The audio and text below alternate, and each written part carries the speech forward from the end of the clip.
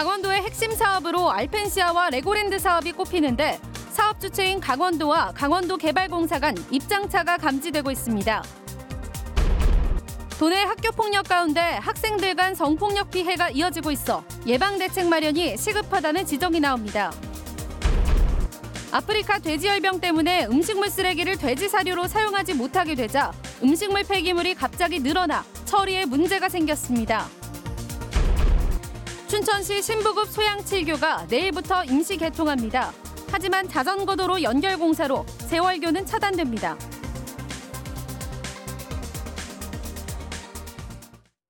시청자 여러분 안녕하십니까? 강원도의 핵심 사업은 알펜시아와 레고랜드 사업입니다. 이 두 개 사업의 일정 부분을 강원도개발공사가 맡고 있는데 강원도와 입장차가 느껴집니다. 이재규 기자가 취재했습니다. 알펜시아 리조트의 현재 빚은 7,735억 원. 하루 5천만 원의 이자를 내고 있습니다. 빚 청산이 현안으로 떠오르자 강원도는 2017년부터 알펜시아 리조트를 팔기 위해 힘을 쏟았습니다. 하지만 2년 가까운 시간이 흐를 때까지 팔리지 않았습니다. 강원도가 단독으로 추진하던 매각 작업이 최근 투트랙으로 바뀌었습니다. 강원도개발공사가 회계법인과 법무법인을 자문사로 선정해 이들에게 매각을 맡기는 새로운 방법을 쓰기 시작한 겁니다. 개발공사는 필요할 경우 부분 매각도 가능하다는 입장입니다. 개발공사에서도 일괄 매각을 우선으로 하되 부분 매각도 고려를 하겠다는 겁니다. 적극적으로. 시간이 걸려도 일괄 매각하겠다는 강원도와 차이가 있습니다. 레고랜드 주차장 부지 매입비에 대한 시각차도 감지됩니다. 강원도와 중도개발공사는 주차장 부지 매각비로 300억 원 정도를 예상하고 있습니다. 하지만 행안부사나 지방공기업 평가원은 개발공사가 이 부지를 매입하는 적정 비용을 200억 원 정도로 평가하고 있습니다. 개발공사는 타당성 평가 결과가 200억 원으로 나오면 그 가격의 부지를 사야 한다는 입장입니다. 지금 평가원에서 200억 정도 상당 이야기하는 게 200억 정도에 매입을 했을 때 사업성이 있지 않나 저희들은 그렇게 생각을 하고 있습니다. 하지만 강원도와 중도개발공사는 해당 부지 매각비가 300억 원 정도는 돼야 한다는 입장을 고수하고 있습니다. 이달 중순이면 평가원의 검토 결과가 나오는데 강원도와 중도개발공사, 강원도개발공사 간 견해차는 여전합니다.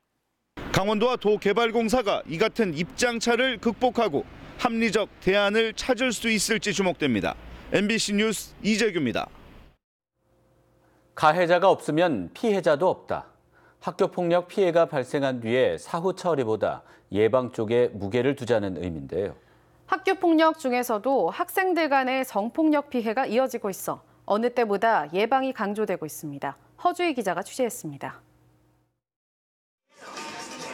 농촌마을 작은 학교가 공연장으로 변했습니다. 성인지 감수성을 높여 학생들 간 성폭력을 막기 위한 예방교육 뮤지컬. 학교 음악 동아리에서 여자 선배가 남자 후배의 몸을 만집니다. 선배는 장난이라고 하지만 후배는 기분이 나쁩니다. 아무리 남자라고 해도 여자보다 성적 수치심을 덜 느끼는 게 아니라고요. 학교에서 성폭력을 당했을 때 어디에 신고해야 하고 어떻게 해야 하는지도 알려줍니다. 성적 호기심에 눈을 뜬 초등학생 고학년과 중학생들이 관객이 됐습니다. 다른 사람의 몸을 만질 때는 꼭 동의를 받아야 한다는 것을 다시 한번 복습같이 마음에 새겨졌던 것 같습니다. 성교육 담당 보건교사조차 없는 군 지역 학교를 대상으로 올해 마지막 순회 공연을 마쳤습니다. 가해자 처벌보다는 애초에 가해자가 생기지 않도록 인식을 바꾸는 쪽으로 교육 정책이 변화하고 있습니다. 이렇게 뮤지컬 예방극까지 나오게 된 건 학생들 간 성폭력으로 피해 학생이 계속 증가하고 있기 때문입니다. 2016년 가해 학생 수보다 적었던 피해 학생 수는 2017년 230명으로 크게 늘어나면서 가해 학생 수를 앞지르기 시작했습니다. 연령대도 낮아져 고등학생 성폭력 심의 건수는 줄고 있지만 초중학생 심의 건수는 60%를 꾸준히 넘고 있습니다. 이런데도 학생 간 성폭력 예방 교육은 1년 동안 최소 3시간 이상의 교실 수업에 불과해 급속한 변화를 따라가지 못하고 있습니다. 교육과정 안에서와 또 여러 가지 활동 내에서도 체험 활동이나 이런 것들에 대해서도 반복적으로 좀 지속하도록 하겠습니다. 스마트폰 사용과 신체 발달 등으로 성적 관심을 갖는 연령대가 점점 낮아지면서 학생들의 인식 수준을 끌어올리는 예방 교육이 중요해지고 있습니다. MBC 뉴스 허주입니다. 아프리카 돼지열병 때문에 음식물 쓰레기 처리에 문제가 생겼습니다. 돼지 사료로 쓰지 못하게 하자 쓰레기 물량이 갑자기 늘어난 건데요. 주민들은 음식물 쓰레기 수거에 대란이 생길 수 있다고 걱정하고 있습니다. 유인호 기자가 보도합니다. 동해시가 운영하는 음식물 쓰레기 보관장입니다. 시민들이 배출하는 음식물 쓰레기를 보관했다가 위탁 처리 업체로 보냅니다. 동해시에서 발생하는 음식물 쓰레기는 하루 평균 26톤, 최대 100톤까지 보관할 수 있는 시설이라 여유가 있습니다. 그런데도 지난주 보관시설이 꽉 차 시민들이 버리는 음식물 쓰레기를 제때 수거하지 못하는 일이 벌어졌습니다. 아프리카 돼지열병 확산을 막기 위한 정부 지침의 영향입니다.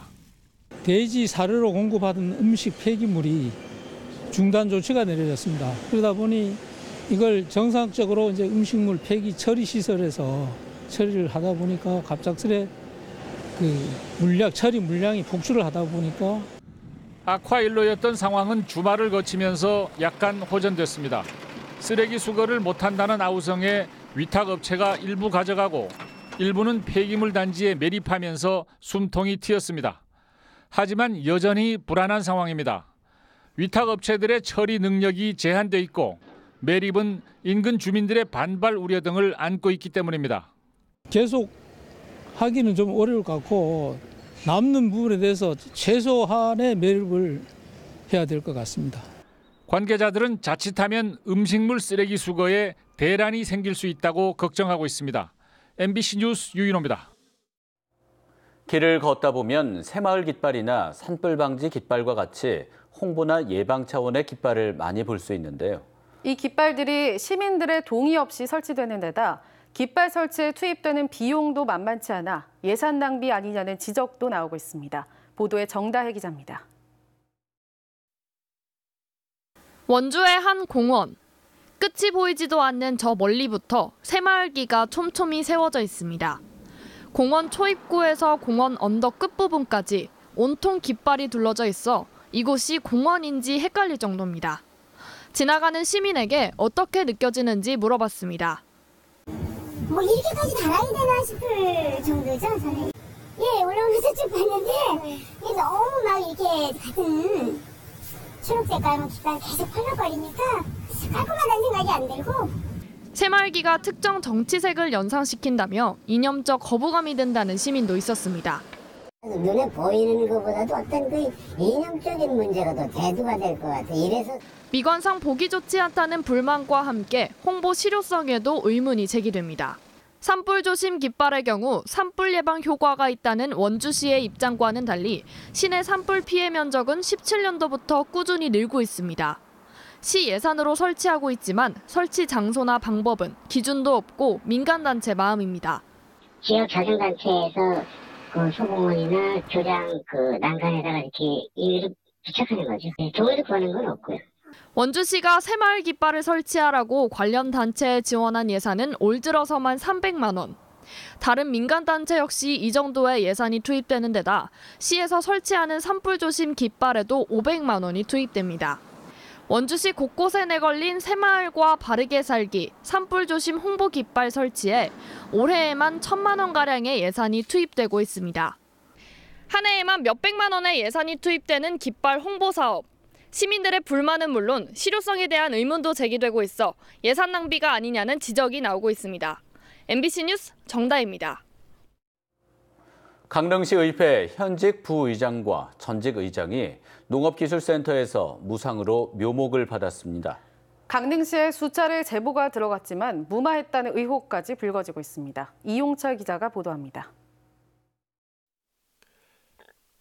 강릉시 연곡면의 한 밭입니다.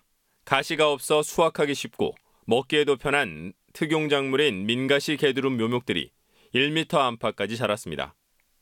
강릉시의회 전직 의장과 현직 부의장 등 2명은 이곳에 있는 것을 비롯해 민가시 개두릅 400개를 농업기술센터에서 무상으로 제공받았습니다. 지난해 3월 전현직 시의원이 농업기술센터에 묘목을 요구했고 11월에 가져갔습니다. 민가시 개드롭이 좀 있냐고. 그래서 저희가 육매하는 게 있습니다만 지금 묘 상태가 상당히 어립니다. 심을 땅이 조금 있는데 매주가 필요하시다 이렇게 말씀하시더라고요. 강릉시는 민가시 개드롭을 농가의 사전 신청과 현장 확인을 거쳐 유상으로 공급하는데 이걸 어긴 겁니다. 이재한 부의장과 조영돈 전 의장은 무상으로 묘목을 받아 본인의 밭에 심거나 지인에게 준 것을 인정했습니다. 한편 불공정한 묘목 분양에 대한 내부 고발이 이루어졌지만 강릉시는 제 식구 감싸기식으로 덮으려 했다는 의혹이 나오고 있습니다. 지난 6월 농업기술센터 직원이 강릉시 감사과에 제보했지만 조사가 제대로 되지 않았습니다. 2달이 넘도록 감사 결과가 나오지 않자 지난 8월과 9월 공무원 노조가 부시장을 만나 문제를 제기했습니다. 그 사이에 농업기술센터장은 명예퇴직을 신청했고 최근에야 조사계로 사건을 넘겼습니다. 조속히 해결해야 될 부분인데도 안 했던 부분이 상당히 지부에서 볼 때도 좀 안타까운 일이고 시민들이 바라보는 시 행정을 봤을 땐 전부 다 믿음이 안 가는 그런 행정이라고 볼 수밖에 없고. 강릉시가 농업기술센터 소장의 명예퇴직을 반려하고 경찰 수사를 의뢰할 방침이지만 감사 업무에 대한 신뢰도는 이미 바닥에 떨어졌습니다. MBC 뉴스 이용철입니다.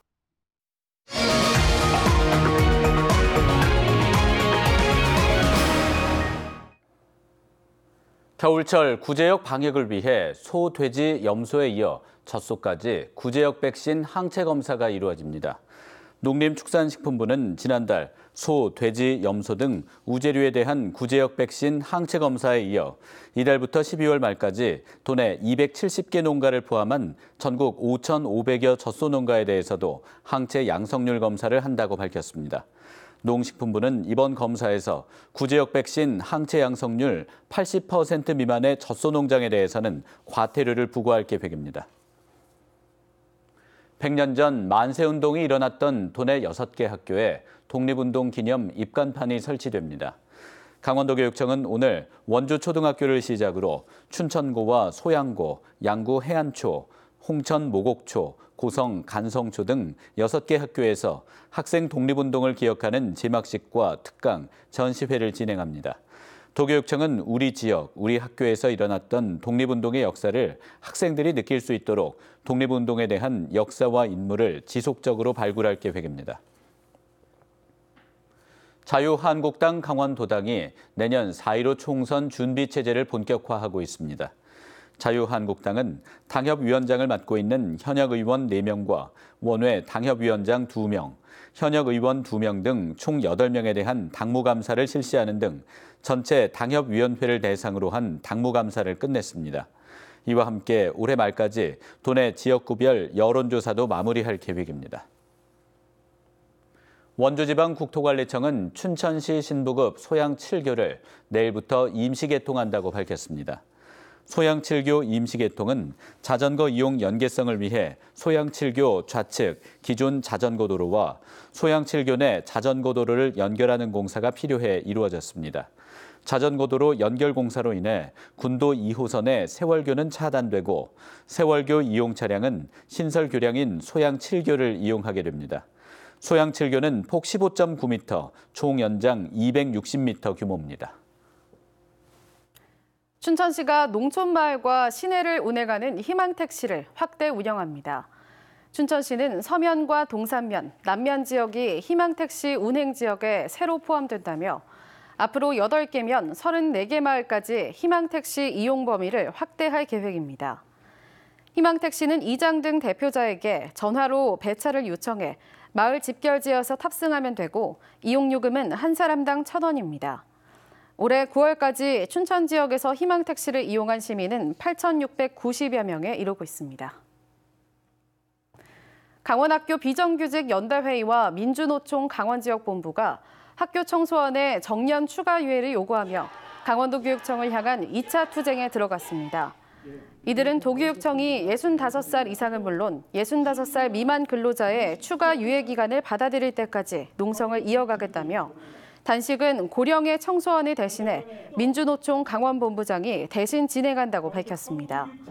또 9월 농성 때 도교육청이 조합원 16명을 공무집행 방해 혐의로 경찰에 고소한 사안에 대해서도 합법적인 쟁의 행위라며 고소 취하를 요구했습니다.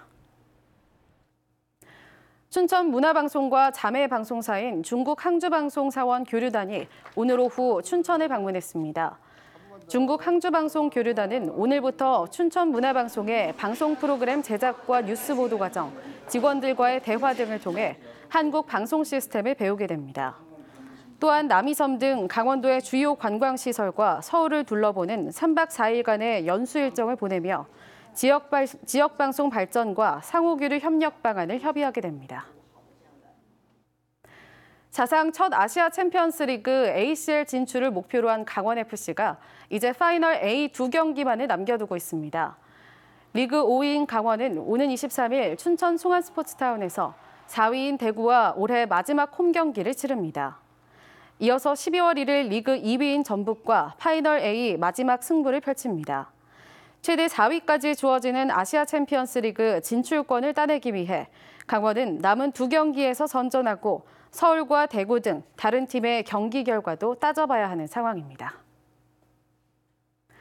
강원지방경찰청이 이달 말까지 고속도로에 진입한 화물차의 타이어 불량 상태를 집중 단속합니다. 단속 대상은 화물차 가운데 마모 상태가 심하거나 외형상 손상이 있는 타이어를 장착한 차량으로 고속도로 휴게소 또는 졸음 쉼터를 중심으로 정차해 있는 화물차를 점검 단속합니다. 최근 3년 동안 겨울철에 도내 고속도로에서 교통사고로 숨진 사람은 21명으로 전체 사망자의 절반을 차지하고 있습니다. 뉴스를 마칩니다. 시청해주셔서 고맙습니다.